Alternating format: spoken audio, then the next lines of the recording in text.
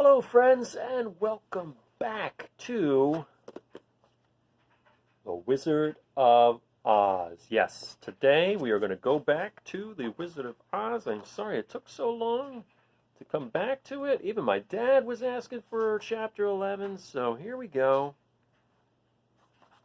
Chapter 11, The Emerald City of Oz. Now, last time we left our characters, they had just come upon the gates, and they met the gatekeeper, and he gave them all green spectacles, and he said that they needed to wear them because the brilliance of Oz would blind them, or something to that effect.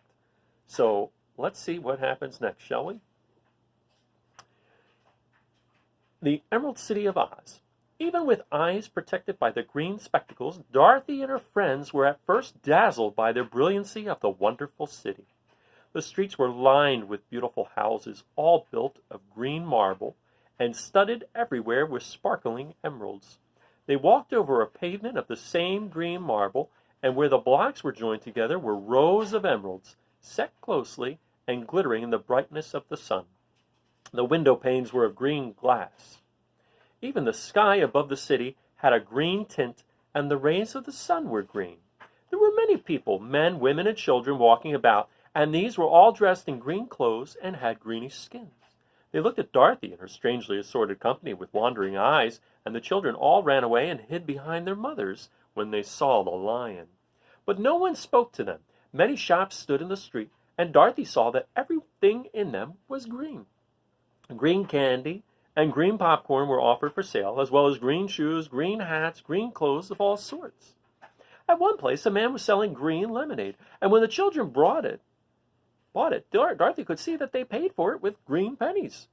There seemed to be no horses nor animals of any kind. Instead, the men carried things around in little green carts, which they pushed before them. Everyone seemed happy and contented and prosperous. The guardian of the gates led them through the streets until they came to a big building exactly in the middle of the city, which was the Palace of Oz, the Great Wizard. There was a soldier before the door, dressed in a green uniform and wearing a long green beard. "Here are strangers," said the guardian of the gates to him, "and they demand to see the Great Oz." "Step inside," answered the soldier, "and I will carry your message to him." So they passed through the palace gates and were led into a big room with a green carpet and lovely green furniture set with emeralds. The soldier made them all wipe their feet upon a green mat before entering this room. When they were seated, he said politely, "Please make yourself comfortable while I go to the door of the throne room and tell Oz you are here." They had to wait a long time before the soldier returned. When at last he came back, Dorothy asked, "Have you seen Oz?" "Oh, no," returned the soldier. "I have never seen him, but I spoke to him as he sat behind his screen, and gave him your message. He said he will grant you an audience, if you so desire, but each one of you must enter his presence alone, and he will admit but one each day. Therefore, as you must remain in the palace for several days, I will have you shown to rooms where you may rest in comfort after your journey." "Thank you," replied the girl. "That is very kind of Oz." The soldier now blew upon a green whistle, and at once a young girl, dressed in a pretty green silk gown, entered the room. She had lovely green hair and green eyes, and she bowed low before Dorothy as she said, "Follow me, and I will show you your room." So Dorothy said goodbye to all her friends except Toto, and taking the dog in her arms, followed the green girl through 7 passages and up 3 flights of stairs until they came to a room at the front of the palace. It was the sweetest little room in the world, with a soft, comfortable bed that had sheets of green silk and a green velvet counterpane.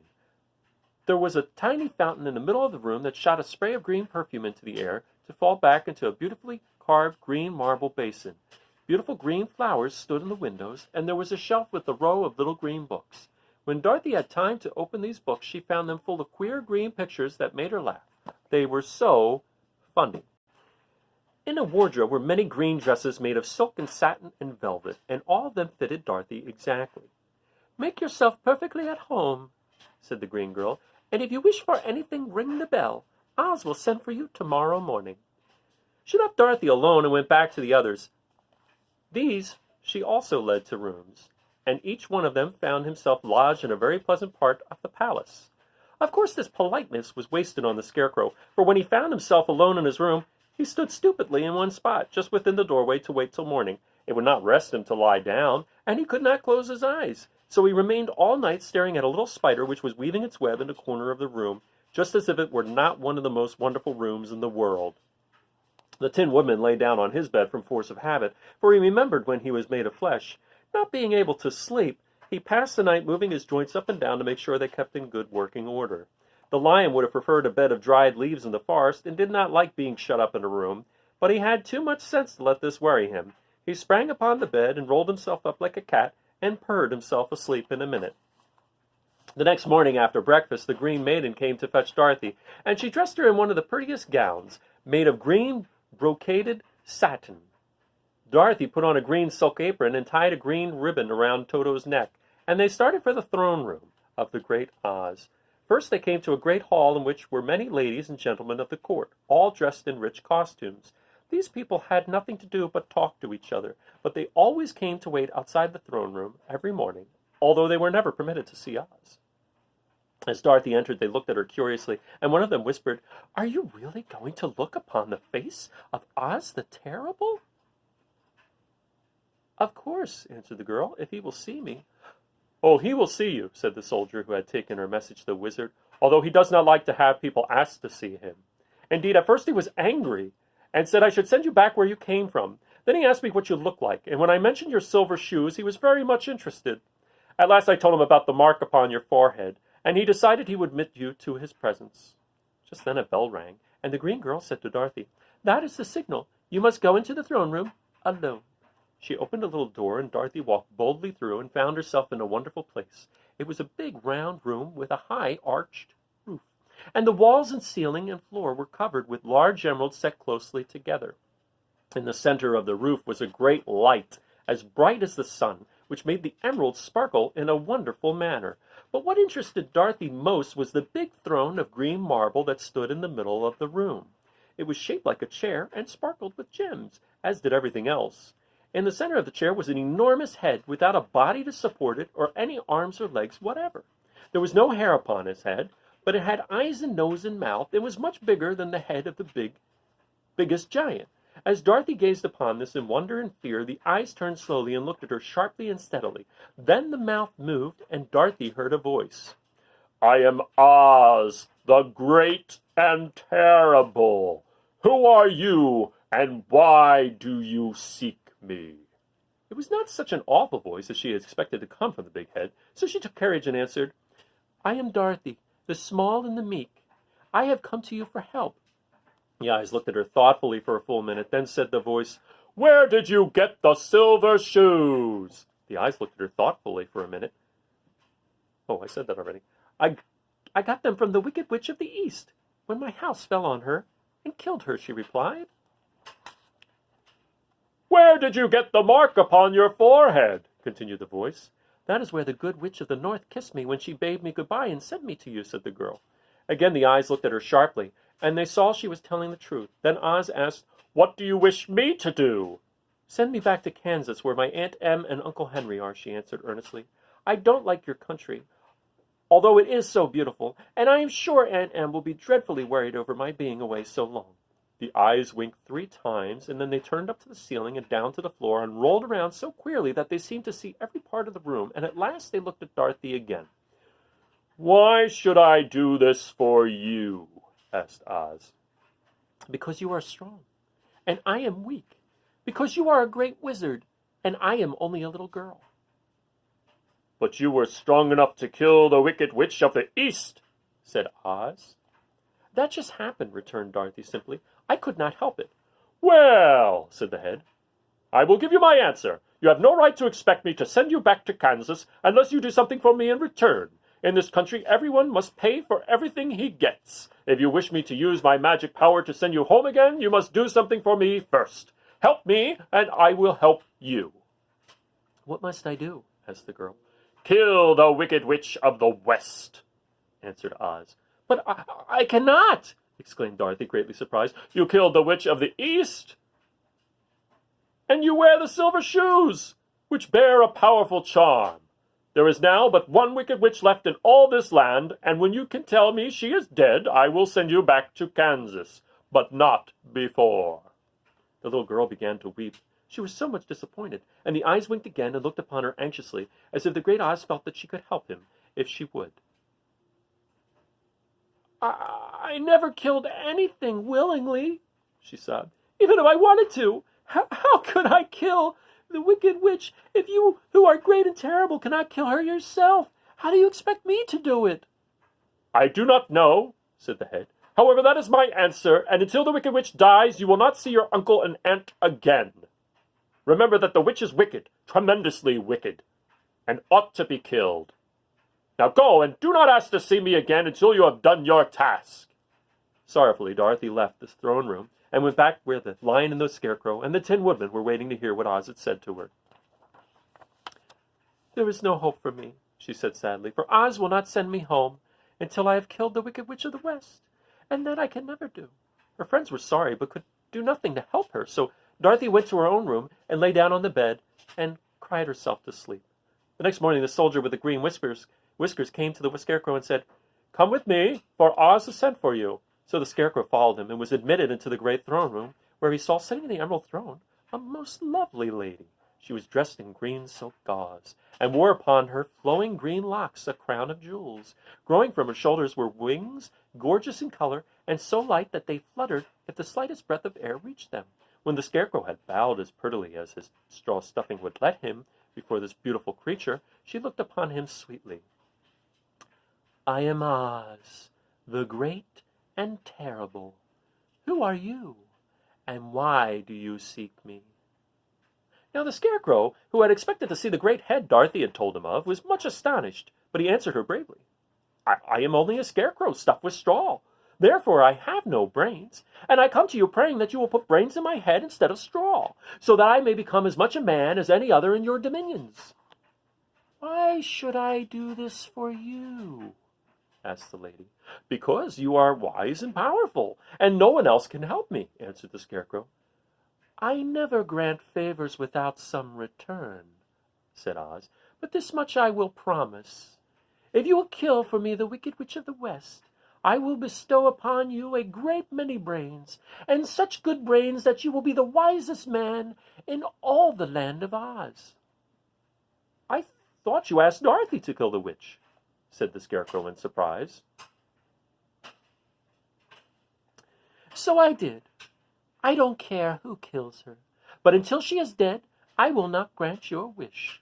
Now go, and do not seek me again until you have earned the brains you so greatly desire. The Scarecrow went sorrowfully back to his friends and told them what Oz had said, and Dorothy was surprised to find that the great wizard was not a head as she had seen him, but a lovely lady. All the same, said the Scarecrow, she needs a heart as much as the Tin Woodman. On the next morning, the soldier with the green whiskers came to the Tin Woodman and said, Oz has sent for you. Follow me. So the Tin Woodman followed him and came to the great throne room. He did not know whether he would find Oz a lovely lady or a head, but he hoped it would be the lovely lady. For, he said to himself, if it is the head, I am sure I shall not be given a heart, since a head has no heart of its own, and therefore cannot feel for me. But if it is the lovely lady, I shall beg hard for a heart, for all ladies are themselves said to be kindly-hearted. But when the woodman entered the great throne room, he saw neither the head nor the lady, for Oz had taken the shape of a most terrible beast. It was nearly as big as an elephant, and the green throne seemed hardly strong enough to hold its weight. The beast had a head like that of a rhinoceros, only there were 5 eyes in its face. There were 5 long arms growing out of its body, and it also had 5 long, slim legs. Thick, woolly hair covered every part of it, and a more dreadful-looking monster could not be imagined. It was fortunate the Tin Woodman had no heart at that moment, for it would have beat loud and fast from terror. But being only tin, the woodman was not at all afraid.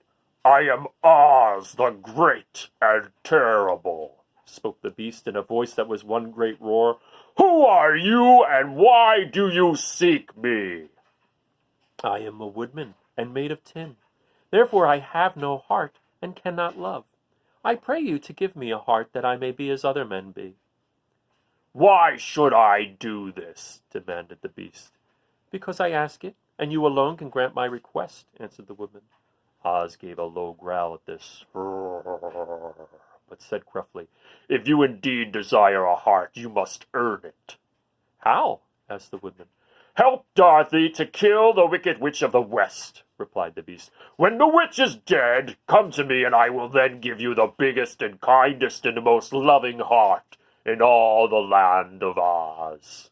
So the Tin Woodman was forced to return sorrowfully to his friends and tell them of the terrible beast he had seen. They all wondered greatly at the many forms the great wizard could take upon himself. "If he is a beast when I go to see him," said the Lion, "I shall roar my loudest and so frighten him that he will grant all I ask. And if he is a lovely lady, I shall pretend to spring upon her, and so compel her to do my bidding. And if he is the great head, he will be at my mercy, for I will roll this head all about the room until he promises to give us what we desire. So be of good cheer, my friends, for all will yet be well." The next morning the soldier with the green whiskers led the Lion to the great throne room and bade him enter the presence of Oz. The Lion at once passed through the door, and glancing around saw to his surprise that before the throne was a ball of fire. So fierce and glowing he could scarcely bear to gaze upon it. His first thought was that Oz had by accident caught on fire and was burning up. Yet when he tried to go nearer, the heat was so intense that it singed his whiskers, and he crept back trembling to a spot near their door. Then a low, quiet voice came from the ball of fire, and these were the words it spoke. "I am Oz, the great and terrible. Who are you, and why do you seek me?" And the Lion answered, "I am a cowardly lion, afraid of everything. I came to you to beg that you give me courage, so that in reality I may become the king of beasts, as men call me." "Why should I give you courage?" demanded Oz. "Because of all wizards you are the greatest, and alone have power to grant my request," answered the Lion. The ball of fire burned fiercely for a time, and the voice said, "Bring me proof that the wicked witch is dead, and that moment I will give you courage. But as long as the witch lives, you must remain a coward." The Lion was angry at this speech, but could say nothing in reply, and while he stood silently gazing at the ball of fire, it became so furiously hot that he turned tail and rushed from the room. He was glad to find his friends waiting for him, and told them of his terrible interview with the wizard. "What shall we do now?" asked Dorothy sadly. "There is only one thing we can do," returned the Lion, "and that is to go to the land of the Winkies, seek out the wicked witch, and destroy her." "But suppose we cannot?" said the girl. "Then I shall never have courage," declared the Lion. "And I shall never have brains," added the Scarecrow. "And I shall never have a heart," spoke the Tin Woodman. "And I shall never see Aunt Em and Uncle Henry," said Dorothy, beginning to cry. "Be careful," cried the green girl. "The tears will fall on your green silk gown and spot it." So Dorothy dried her eyes and said, "I suppose we must try it, but I am sure I do not want to kill anybody, even to see Aunt Em again." "I will go with you, but I'm too much of a coward to kill the witch," said the Lion. "I will go too," declared the Scarecrow, "but I shall not be of much help for you. I am such a fool." "I haven't the heart to harm a witch," remarked the Tin Woodman, "but if you go, I certainly shall go with you." Therefore it was decided to start upon their journey the next morning, and the Woodman sharpened his axe on a green grindstone and had all his joints properly oiled. The Scarecrow stuffed himself with fresh straw, and Dorothy put new paint on his eyes that he might see better. The green girl, who was very kind to them, filled Dorothy's basket with good things to eat and fastened a little bell around Toto's neck with a green ribbon. They went to bed quite early and slept soundly until daylight, when they were awakened by the crowing of a green cock that lived in the yard of the palace, and the cackling of a hen that had laid a green egg. And that ends chapter 11. And tomorrow we will join the search for the Wicked Witch. I hope you enjoyed that. It's quite long, so if you need to watch it in 2 parts, I don't blame you. But that chapter is particularly long. I hope you enjoyed it, and have a great day. I'll see you next time. Bye now.